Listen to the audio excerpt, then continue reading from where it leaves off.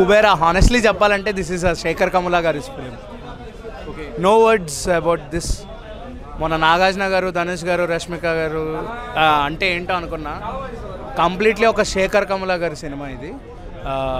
ఇంకొక special appearance note మీద చెప్పాలంటే, ఎప్పటి నుంచి అడ్మైర్ చేస్తున్న Nagarjuna garu. Honestly I'm a big admirer of Nagarjuna garu because of his versatile actor. He's a versatile actor. Honestly ఒక విషయం చెప్పాలంటే, ఎప్పుడూ ఫీల్ అవ్వలేదు ఇలా వచ్చి రివ్యూ చెప్తానని. ఒక సీనియర్ హీరోకి ఒక జూనియర్ హీరో, ఆల్మోస్ట్ ఒక నాగార్జున గారు, ధనుష్ గారిని కంపేర్ చేస్తే నాగార్జున గారు is top most senior hero and Dhanush గారు ఈజ్ అ జూనియర్ హీరో. ఆ భేదభావాలు లేకుండా ఇప్పుడు ఏదైతే అటువంటి టైప్ ఆఫ్ 2 మల్టీ స్టారర్ సినిమాలు ఉంటాయో, ఈజీగా సీనియర్ హీరోకి అనేది బిగ్గెస్ట్ డామినేషన్ 100% ఉంటుంది. ఆ 100% డామినేషన్ లేకుండా ఏ రోల్ పడితే అంటే ఆ రోల్లో డెప్త్ ఉంటే చాలు, ఆ రోల్లో క్యారెక్టర్ ఉంటే చాలు, ఆ క్యారెక్టర్ జనాలు గుర్తుపెట్టుకుంటే చాలు, నేను చేస్తానని ముందుకు వచ్చిన నాగార్జున గారికి really hats off to our king of Tollywood.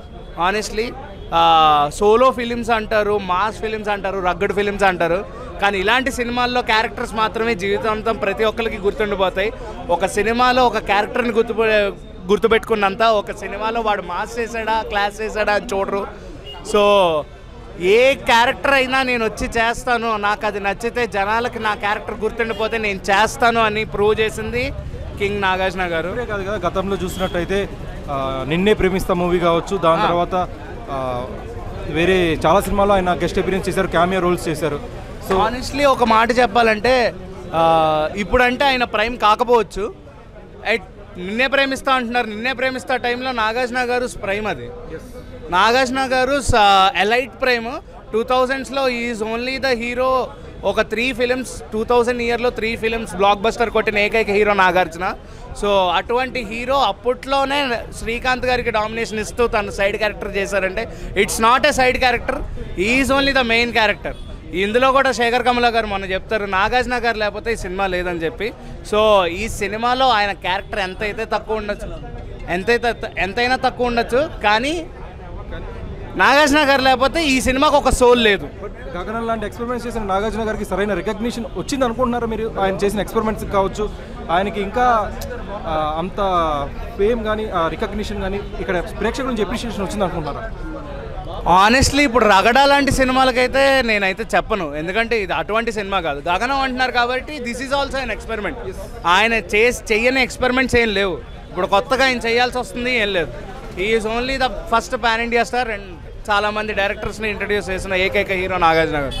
So దాని గురించి స్పెషల్ నోట్స్ అవసరం లేదు. బట్ ఇంకొక వే ఆఫ్ పాయింట్లో చెప్పాలంటే ధనుష్ గారి యాక్టింగ్ కూడా నాకు చాలా బాగా నచ్చింది. ఆనెస్ట్లీ ఆయన యాక్టింగ్ గురించి నేనేం మాట్లాడిన అవసరం లేదు, కానీ ఎందుకు మాట్లాడుతున్నానంటే ఒక క్యారెక్టర్లో ఆయన చేసే పర్ఫార్మెన్స్, ఆయన ఇంట్రడక్షన్, ఆయన వే ఆఫ్ టాకింగ్ నిజంగా బయట చూస్తే నిజంగా మనం ఎలాగైతే ఏమో రూపాయి వేసినా సరే మనతో 5 నిమిషాలు మాట్లాడతాడు ఒకడు.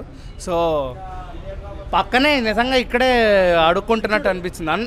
క్యారెక్టర్ చూస్తున్నా హానెస్ట్లీ ఒక క్యారెక్టర్ చూసినప్పుడు ధనుష్ గారు రఘువరన్ బీటెక్లో ఎలాగైతే చేశారో ఇప్పుడు అలాగే చేస్తున్నారు. ఆయనకి స్పెషల్గా ఏమీ అవసరం లేదు చూపించడానికి.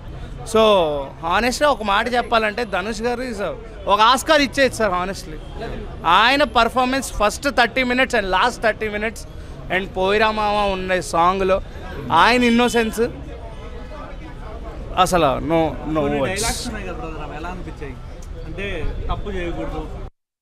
అదే చెప్తున్నా. రైటింగ్స్ విషయంకి వస్తే classic writer is Sekhar Kammula గారు. సో అటువంటి క్లాసిక్ రైటర్ గురించి స్పెషల్గా ఇంకేదో మాట్లాడేయాల్సిన అవసరం లేదు. బట్ ఆయన తీసిన సినిమాలు హ్యాపీ డేస్ కానీ, గోదావరి కానీ, ఆనంద్ కానీ, అందులో ఉన్న ఆయన డిక్షన్, ఆయన యొక్క వొకాబులరీ అదంతా ఎప్పటికీ మనకు ఫేమస్. ఇప్పటికీ మనం రిపీట్ వాల్యూలో చూస్తాం. ఫర్ ష్యూర్ కుబేరా కూడా అందరూ రిపీట్ వాల్యూలో చూస్తారు బికాస్ ఆఫ్ శేఖర్ కమల గారు. This is only Sekhar Kammula గారు ఫిలిం.